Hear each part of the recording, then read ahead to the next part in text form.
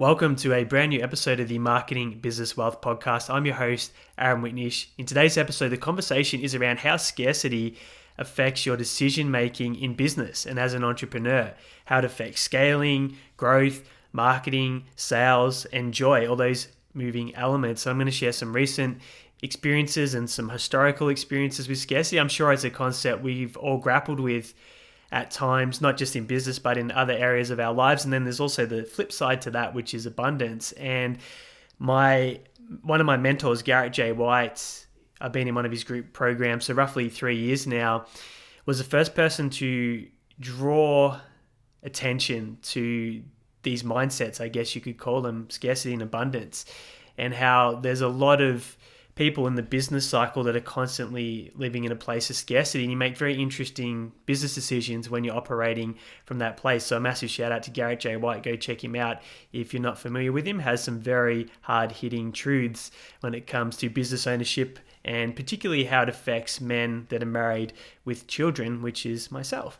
And another shout out to Gary Brown, the star of episode 4 of the Marketing Business Wealth Podcast, self-made millionaire in his 20s, another confirmed regular listener. So if you are a regular listener, let me know and I'll give you a shout out on a future episode. So let's go to scarcity. And in the niching episode that came out recently, I spoke about how I wasn't niching down in our company Content Only, which is a less than 12-month-old marketing agency, because I wanted to appeal to premium service providers, which is a very broad concept. And that in itself was scarcity, because by having that broad appeal, you could say yes to a lot more clients, potentially take on a lot more money.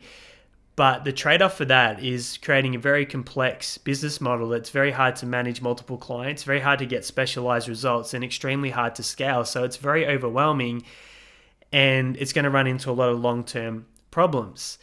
And so that was when I realized I was experiencing scarcity, although I wasn't necessarily embodying it and having that real deep sense of how scarcity can feel when you're worried about, say, making money and so forth, but it was showing up in another way.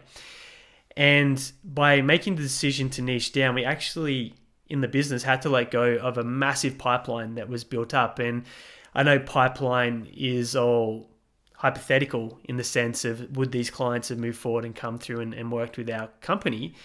But based on having been in business for 13 years, it was a very solid pipeline in terms of the conversations we'd had, where they're at in the process. Some even had contracts in front of them. We even had collected payment details from some of these clients. So waving bye-bye to a massive residual income stream in a relatively new business is a big decision, because it's very tempting sometimes to take that money. It can make you have more resources to expand and grow. But I had to take that view to the horizon and go, well, if I make these choices and these decisions, what happens to the business? What does it look like? And ultimately, the business needs to be able to run in the future without any intervention from myself and the Queen, Paula, my wife, because it needs to be able to grow and run. If we're taking time off, it needs to be under management. And it's very hard to do that if we make it complex. And in some ways, I was creating a business that would have a lot of dependency on myself. And there's a level of wanting to feel needed, wanted in business sometimes. And one of the challenges of being a technician, so my favorite thing to do if I'm doing a task is to write copy. Love writing. I find that very creative. I feel like I'm adding a lot of value. I just enjoy the process. And naturally now there's AI and a whole bunch of other tools out there that now can help with this particular outcome. But having a business where that's the one, Content Only, which is a content services agency, where that's the primary outcome, being a heavy technician can often pull you into the business, which is a problem you have to iron out. It's like if you're a doctor and you're building a medical practice, you're a doctor, so you're probably going to get tempted to get in there and see patients. Whereas I've got a friend, Scott Bretag, he's not a qualified doctor. He did have to have a business partner that was a doctor as a director, but he builds medical practices and he's not a doctor, so he can't get pulled into fulfillment and that side of the business. So he's forced to solve problems without getting on the tools. And that's something that I had to look at. So this is how scarcity can creep in and show up. And are you being broad with your business and your offers because you want to appeal to far too many people? And is that having an impact on the quality of your delivery? Is it cheating you out of joy and creating overwhelming situations? Is it putting you into a pocket where you're not getting paid as much because you're a jack of all trades, so you're not producing these radical, awesome outcomes that can command higher prices because of the value exchange? And making these decisions to let go is tough. And we also realize that there's the potential for churn when you start to narrow down as well. So you might have to go backwards with revenue in order to go forward. So it's a big decision, but the freedom you get in your mind when you look to the future, the horizon, as I spoke about, is bliss. And when I look at the ease now of messaging, marketing, systemizing what we offer, systemizing how we sell, systemizing delivery, the quality control of outcomes, being able to not be key person dependent. We could easily train and have people step in to fill roles if there's a gap or hole in the organization. Moving out of scarcity into that abundance mindset is a massive shift, and it's going to make such a more enjoyable, profitable, better results, better fulfillment, quality business moving forward. So just sit on that for a moment and consider, okay, who are the clients or the customers that you get the biggest outcome for? And if you are on some level sitting in that scarcity mindset where you're trying to appeal to far too many people, if you remove that and just focus on those clients where you get the biggest results for, so they'll be the happiest, they'll refer the most and pay the most money, how does that change the business? Now, let's talk about scarcity on another level. There's obviously financial scarcity, and if you go to some of the earlier episodes, I talk about the ebbs and flows and some of my experiences with wiping myself out with some investment decisions, some terrible wealth creation strategies that were driven by ego, buying overseas and international properties, making terrible purchases of options and covered calls in the stock market, and investing in biotechs really from a place of ego and greed. And being in positions where the certainty around where money's going to come from as a business owner can be elusive at times. And you're sitting there going, well, there's not a huge amount of prospects on the horizon. There is no pipeline like there was earlier in my journey. There's not a lot of cash in the bank. In fact, there's a lot of people that are owed money, like the ATO was one of those examples. That can be very taxing on your nervous system and almost overwhelming as well. Very hard, and I get it, if you're in that situation, you've been through that situation, you know it's very hard to be abundant when there's no certainty around money, which, let's face it, in today's society, it gives you the choices that makes the world go around. It helps get you shelter, it helps get you food on the table, it gives you choices. So when those choices are minimized and you're not sure how to solve that problem, it can be very confronting. And in those moments, like I said, one of my strategies to deal with scarcity was alcohol. That would numb what I was going through, but it wouldn't solve the problem. And being able to shift out of scarcity to abundance for me is about looking to the future. A lot of scarcity is when you're focused on the now and the short term and feeling like it's all going to implode and be helpless, and it almost seems impossible to get out of it. And when you narrow your focus to a very small time frame and window, that's probably what's going to happen if it's a negative focus that you're having in your business. But if you push it out and understand that everything is temporary, including life, and you look to the horizon and go, with time, yes, this might be a period that we really have to work to get through, and it's going to be tough. But on the horizon, 12 months, 5 years, 10 years down the track, if we stay on this path and we do the activities and the work that we know will compound, the future looks great. So I've got one word written in my office that I always look at, and it just says horizon. And what it's there to trigger me to look to the horizon. So if we're going through any short-term backward steps to go forwards in business, a bit like we've been doing with content only, we're prepared to move backwards with revenue and eliminate a pipeline, even though we're still paying for the team and the resources in order to move forward. If I looked at the horizon, it's fantastic and it's a beautiful business. But if I was to focus on the bank accounts or what we've traded in or given up, it's very easy to fall into a scarcity cycle, which is a terrible way to go through a day. So what you want to do is start thinking about what is a compelling horizon. If you have strong standards, strong boundaries, strong beliefs, and you look abundantly to the horizon, what does that look like for you in a perfect world? If you do the things you know you need to do, if you're able to say no as a business owner to the things that will cause you to take on clients, take on business, sell to people that aren't the best fit, and put you in a fulfillment cycle or a chain that isn't highly scalable and draw you into operations, if you're able to say no to that and you look to the horizon, what does that compelling vision look like? And is it strong? And is it exciting to look at? Because this is how to navigate those periods of scarcity. And the reality is, I know from my own experience, scarcity will show up most days in some form or level. It can just take a small issue to arise in one of the companies. It could be something like churn, or something doesn't go to plan. You run a marketing campaign or do something and you don't get the outcomes that you're expecting, and you immediately start to magnify the downward spiral of that outcome. But the truth is, again, if you've got those trigger words and you have that compelling vision, you understand that sometimes things don't work. Sometimes you're going to have periods in your business where it does feel like you're going backwards. There are lean moments, but it's been able to shift the focus in those periods. So my next question for you is, what are you saying yes to that you should say no to? This is a big one, and I'm only really starting to understand the power of this month, and it's March, just first day of March, I should say, in February and I started saying no to, we had a couple of people that wanted to move forward with our services that had reached out directly, and I had to say no.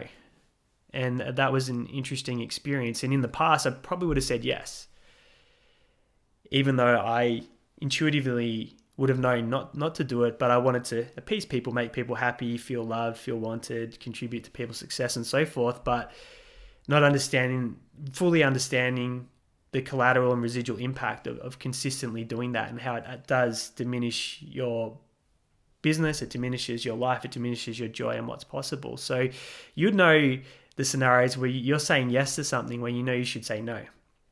And then you regret the fact that you said yes to it, and you have to go through and get the lesson. And this might happen several times, like it certainly has in my world. You learn a lesson enough times so it gets too painful that you choose not to learn that lesson one more time.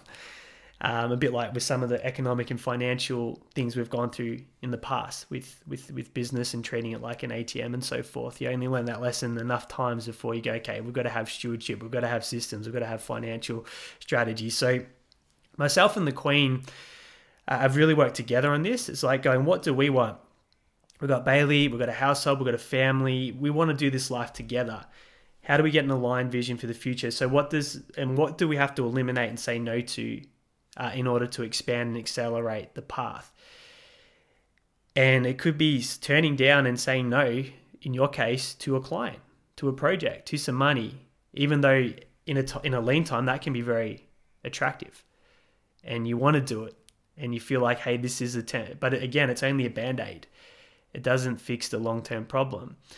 And then you may feel, if you do say yes, you may feel okay in that moment because you've got paid or whatever it is. But what's the energetic trade-off when you have to go and deliver on what it is that you've got paid for, and it wasn't fully aligned with what you want to do? And I've seen some of this behavior, not just obviously in myself and in our own business, but some people that I look up to and are a lot further along. So I go, no one is fully immune to falling into these traps.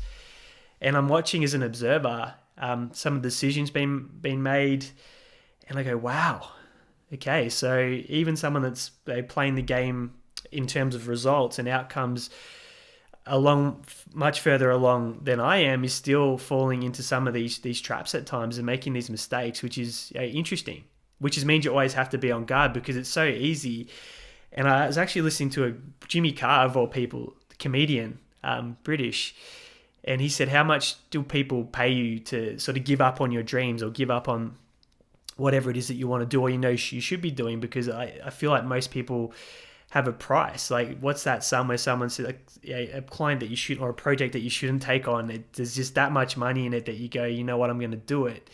but you do trade what you want to do. You do trade that vision, that happiness, the things that you actually want to do because of the financial weight attached to that project or that offer on the table. So it's very interesting when you have these conversations and considerations. So I want you to do an audit on your life. Where is scarcity potentially showing up? It might not even be in your business. It might be in a relationship. And there's this fear that they might leave you or go to someone else, or there's not enough love or whatever it is. And that might be impacting your life and your energy, which of course has a role and effect to your business. Where are you not maintaining the standards and boundaries in your business and the values that you created because you're making decisions from that place of scarcity, because you don't want to say no. You want to take on the client or the project or whatever it is. Going through this in the last couple of months, it's really powerful when you reflect, because it actually helps you rebuild the standards and boundaries. And we're all human. At times, we're probably going to, not with our intentions are usually always good, but we're probably going to be flexible or lean on our boundaries or adjust our standards when we make a decision. But again, it's about learning from that lesson quickly and not making that same mistake again. So we're able to reset the boundaries, reset the standards in the business, create that compelling vision on the horizon. Now it's just a matter of maintaining those new standards and being very firm with those boundaries to make sure that the business does become what it can be. And it is serving the clients at that highest level. It is repelling or not taking on the ones that aren't going to get the full experience of the results. And it can be really challenging. But now that it's laid in foundation and it's very much in our consciousness, it's much easier. Even as soon as yesterday, there was an example where I had to flat out say no to an opportunity to get paid. And it felt really good because I knew, even though we've gone backwards a few steps, as I said, with content only, a few things, just that power to say no when maybe historically I might have said yes was a massive win, and probably one of the biggest wins I've had in the last 12 months. So do your scarcity audit. Where is it showing up? Where is it affecting your decision making? Is it affecting your marketing, trying to appeal to too many people? Is it affecting your sales process because you're trying to sell to everyone and it's bringing on the clients or projects that you shouldn't?